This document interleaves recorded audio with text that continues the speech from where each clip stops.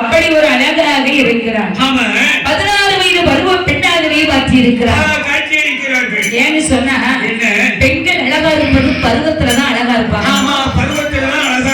என்ன சொல்லுவாங்க, பருவத்துல அழகி, பருவம் தப்புனா பாட்டி, பருவம் தப்புனா பாட்டி. அதான் அந்தந்த வயசுல பெண்கள் அழகா இருப்பாங்க.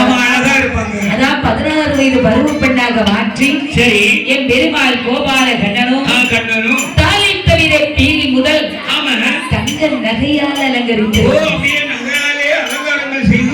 உச்சியிலிருந்து உள்ளங்கால் வர அம்மாவுக்கு தங்க அணிகலன்கள் பூட்டி இருக்கிறார்.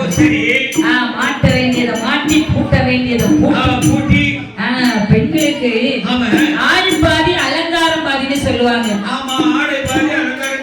அதுக்குதான் பெண்கள் என்று சொன்னாலே அழகுங்கிறது. பெண்ணே ஒரு அழகு, அதுக்கு மேல ஒரு அழகு சேர்ப்பாங்க. அழகுக்கு அழகு சேர்த்து அது பெரிய அழகாக மாறுங்க ஐயா. ஆமா, அதாவது மண்ணுக்கு மண் பூச அழகு, பொண்ணுக்கு பொன் பூச அழகுன்னு சொல்லுவாங்க. ஓஹோ, அப்படி நம்ம 8 பேர்கள் அழகாக இருக்கும் போது 8 பேர்களையும் பார்ப்பதற்கு பார்வதி அழைக்கிறார் என் பெருமாள்.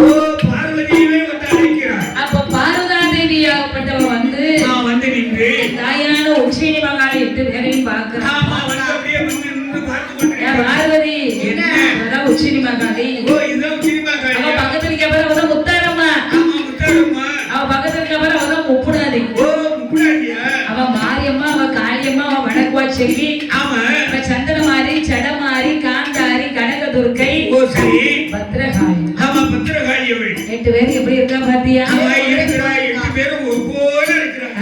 8 பேரையும் பார்த்த பார்வதி மாரியம்மா அழக போல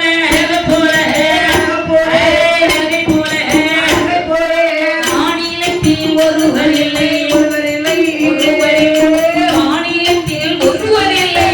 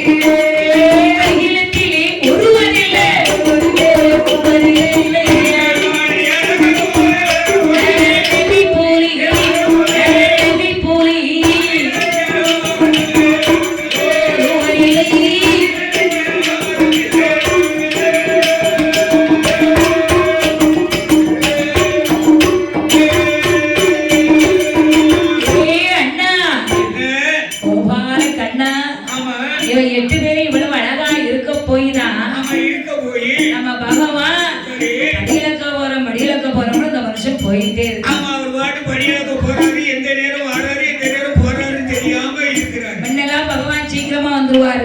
வந்துருவாரு. இப்பதான் வராரு. ரொம்ப லேட்டா வராரு. லேட்டாகியே வராரு. மாவிளக்கு எடுக்க இருக்கும் பக்தர்கள் உடனடியாக கோவிலுக்கு